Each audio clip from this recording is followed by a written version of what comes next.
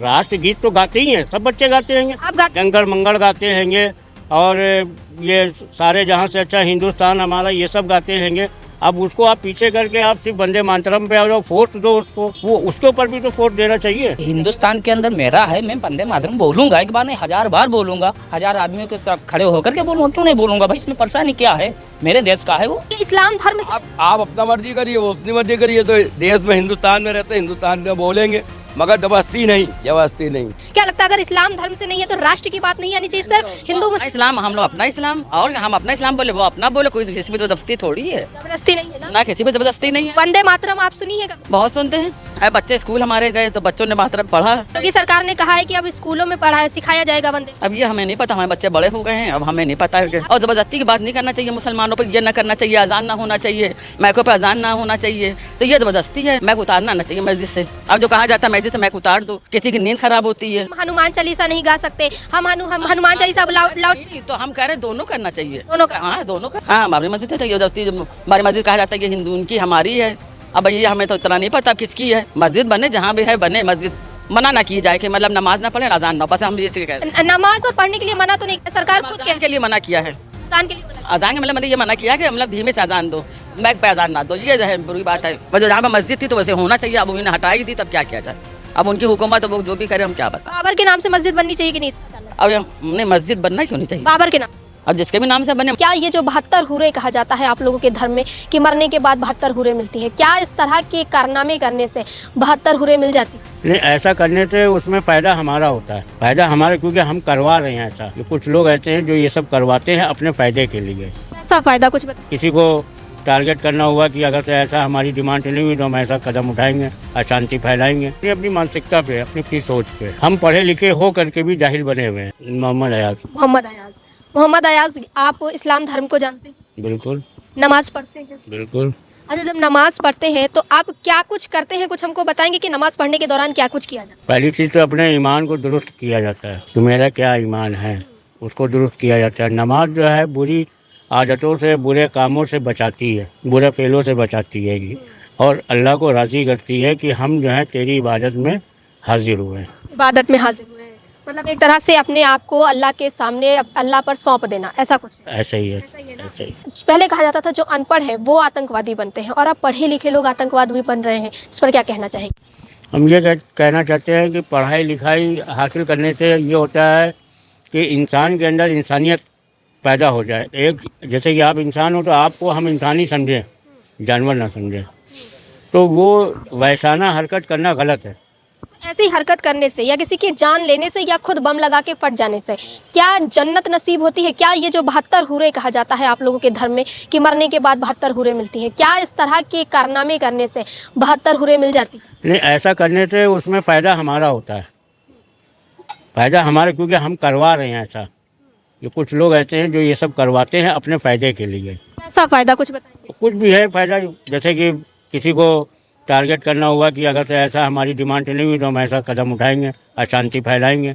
अब ये जैसे कि वहाँ पे कलकत्ते में मस्जिद बना रहे हैं, इससे पहले क्या मर गए थे? बाबरी मस्जिद बन रही है, न्यू रखी है, उससे आप खुश हैं? बिल्कुल खुश नहीं है। क्यों नहीं खुश हैं? गलत है क्या? इससे पहले मर गए थे ना, हिंदू भी मर गए थे, मुसलमान भी मर गए थे। इससे पहले ये मुद्दा नहीं उठाया था, इलेक्शन ही के टाइम में उठाना था। तो आपको लग रहा है कि इसमें चुनावी साजिश रची जा रही है? बिल्कुल। चुनाव से अगर मान लीजिए आपकी साजिश ऐसी है, जब सोच ऐसी है, तो मस्जिद और वहाँ पे जो कीर्तन हो रही है, जो भजन हो रहा है और मस्जिद की बुनियाद रखी है जी तामीर, अगर तो वहाँ पे ब्लास्ट हो जाए तो किसके सर जाएगा? कौन करवाएगा ये? तो हुमायूं कबीर जो विधायक है, पूर्व विधायक टीएमसी के, उन्होंने बात के लिए कुछ भी कर सकते हैं, अच्छा, उनको ऐसा नहीं करना चाहिए, गलत है। तो आपको क्या लगता है कि ये मस्जिद बन रही है, अब इसे बनने देना चाहिए या अभी रोक देनी चाहिए? बिल्कुल। हम कह रहे हैं पहले क्यों नहीं ये मुद्दा उठाया तुमने? वहाँ पे बाबर की याद पहले क्यों नहीं आई? वहाँ पे चुनाव टाइम पे आ गए। चुनाव टाइम पे तुमको आ गई वोट बैंक बनाने के लिए। अब अगर से वो मुद्दा कमज़ोर पड़ेगा मस्जिद वाला, तो ट्रेन वाला मुद्दा तुमको अच्छा लगेगा, तुम ट्रेन में भी कोई कांड कर सकते हो, हवाई जहाज में कर सकते हो। भाई अपने मुफाद के लिए, अपने फ़ायदे के लिए तुम कुछ भी कर सकते हो। तो इसमें क्या गलती और कमी कहाँ पर आ रही है, क्या करना चाहिए? गलती तो कमी आ रही है यहाँ पे हमारी अपनी मानसिकता पे, अपनी सोच पे। हम पढ़े लिखे हो करके भी जाहिल बने हुए हैं और कारोबार के लिए, एजुकेशन के लिए कोई ध्यान नहीं है, किसी का फ्यूचर के ऊपर किसी का कोई ध्यान नहीं है। सब अपने अपना तिजोरी भरो, इनको काटो, इनका खून बहाओ, उनका खून बहाओ, बस ये है। आपको लगता है कि एक सोची समझी रणनीति तैयार की जा रही है खाली चुनाव के एजेंडे को मजबूत सिर्फ चुनाव के लिए। और ये SIR भी चुनाव के लिए हो रहा है, इससे पहले नहीं हो रहा था। ये मुद्दा उठा था, गर्म हुआ था, जीगा जाना। अरे घुसपैठी जो भगाए जा रहे हैं, इसके लिए क्या कहेंगे? ये सही नहीं है। सही ये है, सही नहीं है यूँ, क्योंकि अगर से हमें आपकी पक्की इन्फॉर्मेशन मिल गई, खबर अगर से अच्छी मिल गई, तभी तो हम छापा डालेंगे। तो उनको शेख हसीना से अच्छी इन्फॉर्मेशन मिली होगी, शेख हसीना ने दी होगी, शेख हसीना ने दी होगी अच्छी इन्फॉर्मेशन, तभी तो ये जोर पकड़े हुए, तभी तो हम उनको प्रोटेक्शन दे रहे हैं। चलिए अभी तो पकड़े जा रहे हैं, ये बताइए एक सवाल एक मिनट, शेख हसीना को तुम रखोगे अपने घर में और बंगालियों को भगाओगे यहाँ से? एक सवाल आपसे, एक सवाल। होता है। अभी सरकार बांग्लादेशियों और रोहिंग्यों को भगाने का काम कर रही है, क्योंकि वो कहीं ना कहीं घुसपैठी बन करके हमारे देश से हमारी चीज़ों का इस्तेमाल कर रहे हैं, ठीक है। जब ये बांग्लादेशी और रोहिंग्या आए थे, जब हम बांग्लादेशी और रोहिंग्यों से जब हमने मुलाकात की, इन लोगों से बातचीत की, तो कह रहे हैं कि 20 साल से 25 साल से 30 साल से लखनऊ में रह रहे हैं। हम खुद गए थे वहाँ पर। तो ये बताइए कि जब उनकी एंट्री हुई तो किस सरकार का हाथ रहा होगा उनको इस भारत के अंदर लाने में? वो किसी भी सरकार का हाथ रहा हो, लेकिन जिम्मेदार जो है हमारी सरकार बनती, चाहे पक्ष हो चाहे विपक्ष हो। चलिए एक सवाल और आपसे करते हैं, आप बहुत अच्छा बोल रहे हैं। अब आपसे हम जानना चाहेंगे कि वंदे मातरम जानते हैं क्या है? हाँ बिल्कुल जानते हैं वंदे क्या? मातरम, वही देश का नारा है वंदे मातरम। नारा? हाँ। वंदे मातरम एक गीत है जिसे राष्ट्रगीत कहा जाता है। बंकिम चंद्र चटर्जी जो कि पश्चिम बंगाल के थे, उन्होंने लिखा था, जानते हैं? जानते हैं। कभी सुना है वंदे मातरम? हाँ बिल्कुल सुना है। सुना है? कब सुना है? मतलब स्कूल, कॉलेज या 15 अगस्त, 26 जनवरी? 26 जनवरी में भी सुना है और गणतंत्र दिवस में भी सुना है, और क्या कहते हैं, अगर कोई मिलिट्री की परेड होती है या PSC परेड होती है उसमें भी सुना हैगा, और जो झांकियाँ निकलती हैं। अच्छा बताइए कि वंदे मातरम से क्या तकलीफ है जो लोग नहीं गाना चाहते? देखिए, अगर से हम आपको जो है कहें कि मटन खाइए, गोश्त खाने को कहें, तो आप खाइएगा?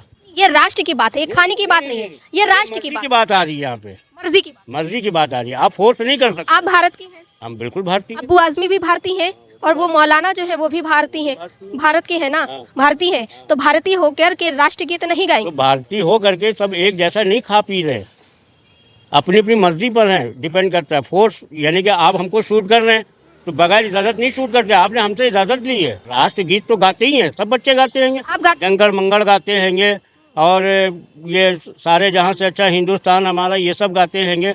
अब उसको आप पीछे करके आप सिर्फ वंदे मातरम पे आ जाओ, फोर्स दो उसको, वो उसके ऊपर भी तो फोर्स देना चाहिए।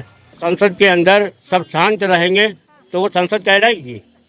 जब हुल्लड़ होगा तभी तो चर्चा होगा, तभी तो संसद बैठेगी। इस पर चर्चा करना क्या सही है? तो वही तो मैं कह रहा हूँ कि संसद के अंदर शांति नहीं होनी चाहिए। मुद्दे पे बात की हमने, आपसे SIR पर भी बात की, आपने बाबरी मस्जिद की बात की, हमने आपसे बाबरी मस्जिद की भी बात की। अब हमने जब वंदे मातरम की बात करें तो आप कह रहे हैं हम मुद्दा भटक रहे हैं। हमने कई मुद्दे पर आप, किसी की मर्जी है, कोई कहे, किसी की मर्जी नहीं है तो ना कहे। कोई हम पूछे अगर आपके घर के बच्चों से कहा जाए तो आप गाने, किसी को फोर्स नहीं दे सकते। आप गाना बिल्कुल कहेंगे वंदे मातरम, हम हिंदुस्तानी है, वंदे मातरम बिल्कुल कहना चाहिए। वंदे मातरम कहेंगे? बिल्कुल। चलिए इनका कहना वंदे मातरम ये कहेंगे, और क्योंकि योगी सरकार का ये फरमान है कि अगर आपको उत्तर प्रदेश या भारत में रहना है तो वंदे मातरम बोलना पड़ेगा। हमारे साथ और भी भाई लोग हैं, कहीं इनसे बात करते हैं। अरे रुकिए तो क्यों नहीं बात करना चाहिए? वंदे मातरम नहीं बोलना चाहिए? क्यों नहीं बोलना चाहिए?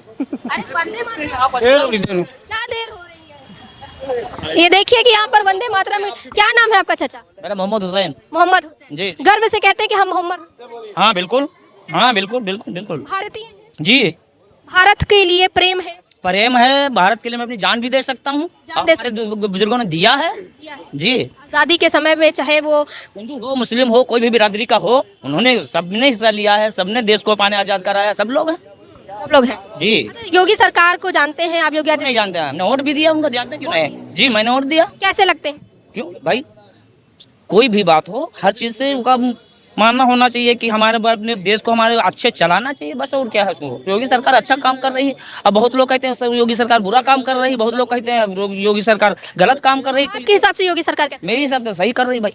सही कर रही हाँ, कहीं कहीं गलत कर देते हैं। मुर्दा से यहाँ लखनऊ में वो क्या हुआ, सबके घर मकान जुड़वा दिए।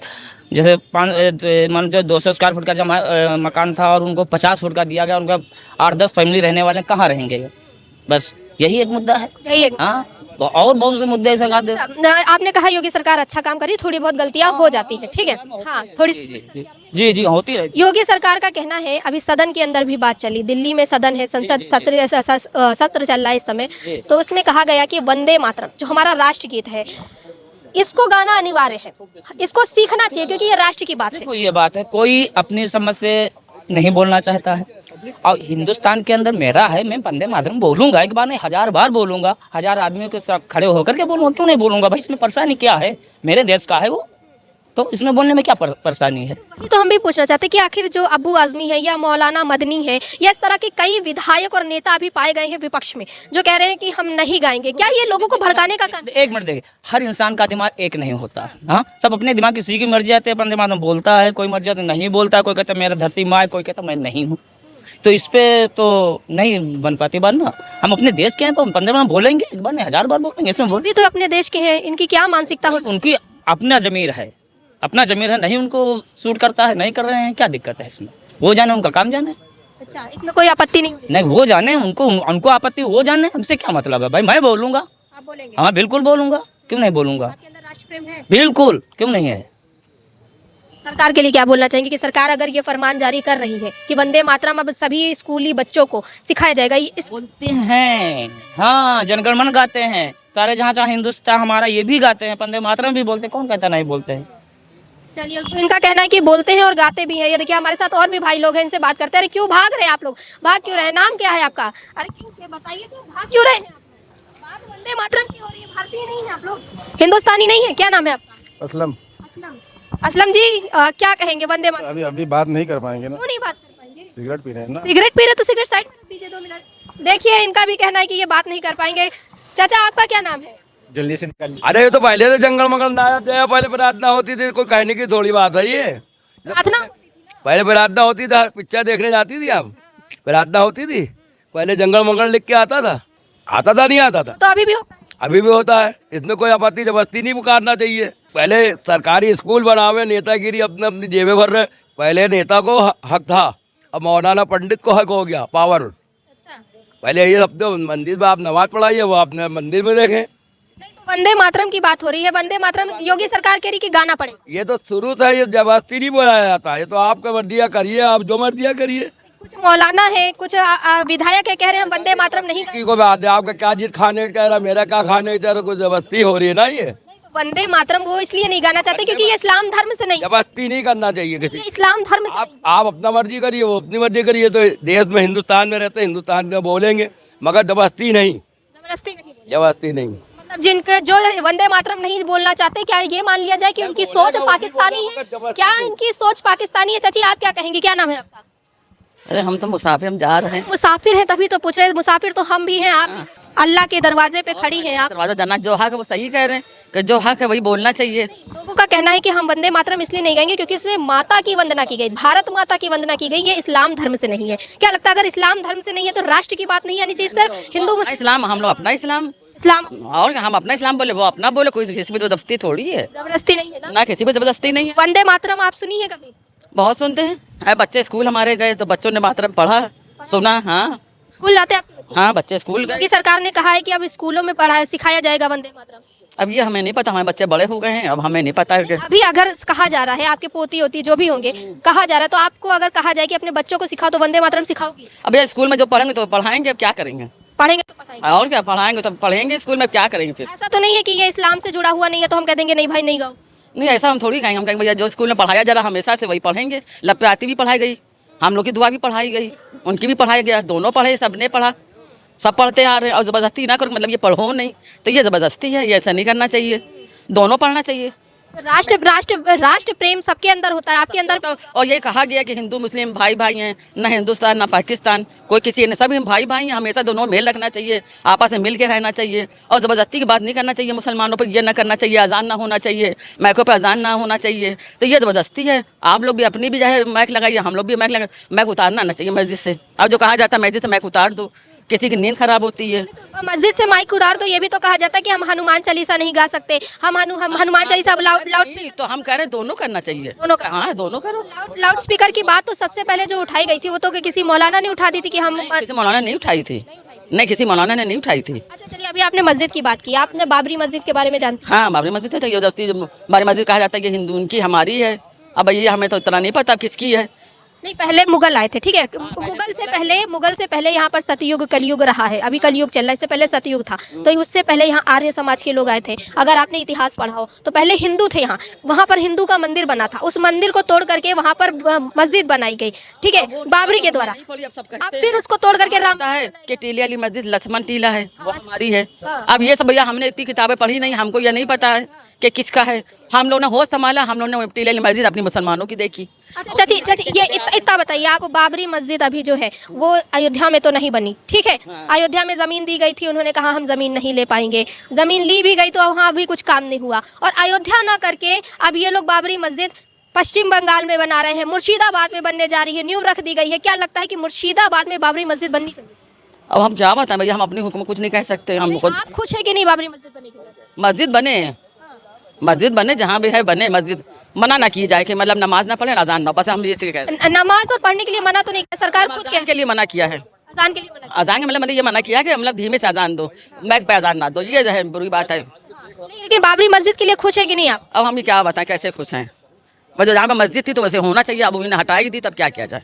अब उनकी हुकूमत, वो जो भी करे हम क्या बताएं। बाबर के नाम से मस्जिद बननी चाहिए कि नहीं, इतना जानना चाहिए। अब हमने मस्जिद बनना क्यों नहीं चाहिए? बाबर के नाम से, अब जिसके भी नाम से बने मस्जिद है, बस नमाज उसमें सभी पढ़ेंगे। मतलब बाबर के नाम से बने या ना बने इससे आपको मतलब नहीं? नमाज पढ़ना चाहिए, मस्जिद होना चाहिए, मस्जिद मिटाना नहीं चाहिए। मस्जिद होना चाहिए, इनका कहना है कि मस्जिद मिटाना नहीं चाहिए, वो चाहे बाबर के नाम से बने चाहे किसी और के नाम से बने।